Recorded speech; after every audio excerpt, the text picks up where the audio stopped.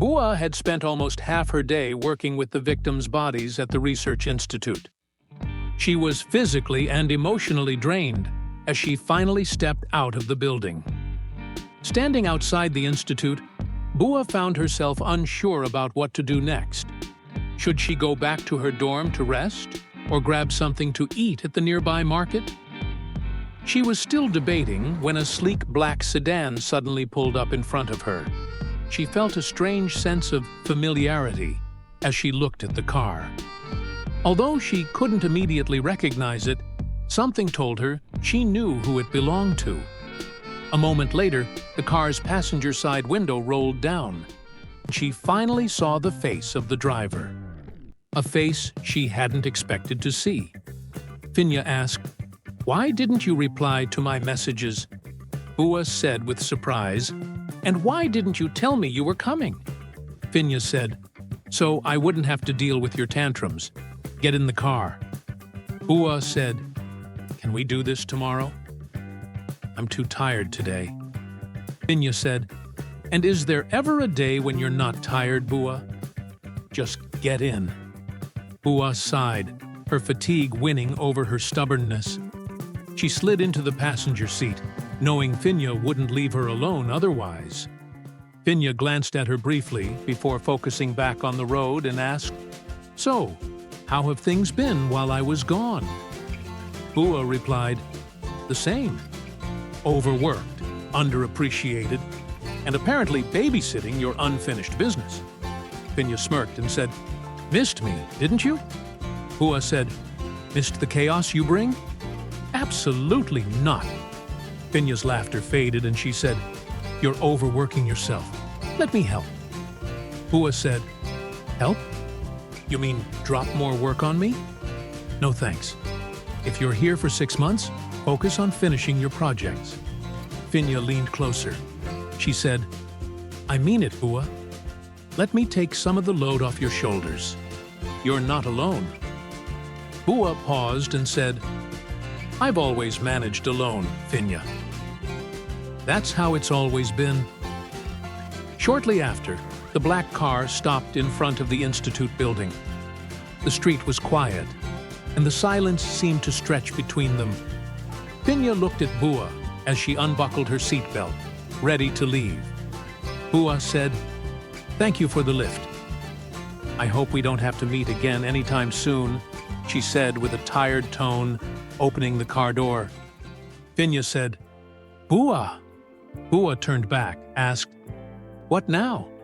"I told you, it's my apartment. I can go back by myself." Finya said, "I need to talk to you." Bua said, "Can it wait until tomorrow?" Finya replied, "It'll only take a minute." With a reluctant sigh, Bua nodded. Finya parked the car near the building and followed Bua inside. Bua walked ahead, her head slightly down, clearly exhausted. Once inside the apartment, Bua gestured for Finya to sit on the couch. Bua asked, "What is it about?" "I'll give you 10 minutes. After that, I might fall asleep mid-conversation." Finya took a seat and glanced around the apartment. It was neat and organized, as if the owner didn't spend much time there. Finya called softly, standing up suddenly. "Bua." Bua looked at her with a curious expression and asked, "What? Spit it out already?" I. Finya hesitated, unsure of how to continue. Bua rolled her eyes and said, "All right, stay there and think. I'll be right back." She headed to the kitchen, returning with 2 bottles of water. Handing one to Finya, she asked, "Here. Are you okay? You don't look so good."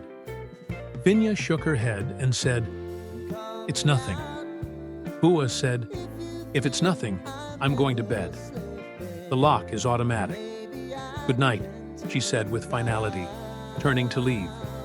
15 minutes later, after taking a shower and changing into her nightclothes, Bua peeked out to check if Finya had left. To her surprise, Finya was still sitting on the sofa, staring blankly ahead. Bua asked, "Are you okay?"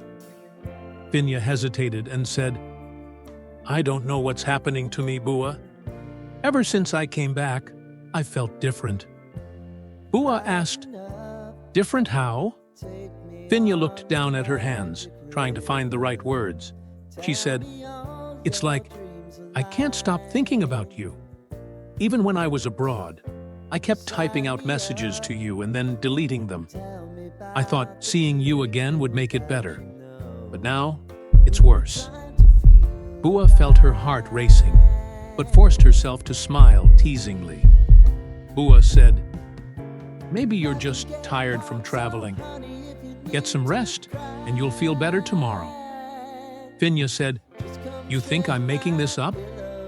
Finya stood up suddenly, stepping closer to Bua and said, "You think this is just me being tired?" Bua's eyes widened as Finya gently held her face, their foreheads almost touching. Finya asked, "Tell me, Bua, why do you think I came back so soon?" Bua whispered softly, "For work, obviously." Finya said, "No, I came back for you."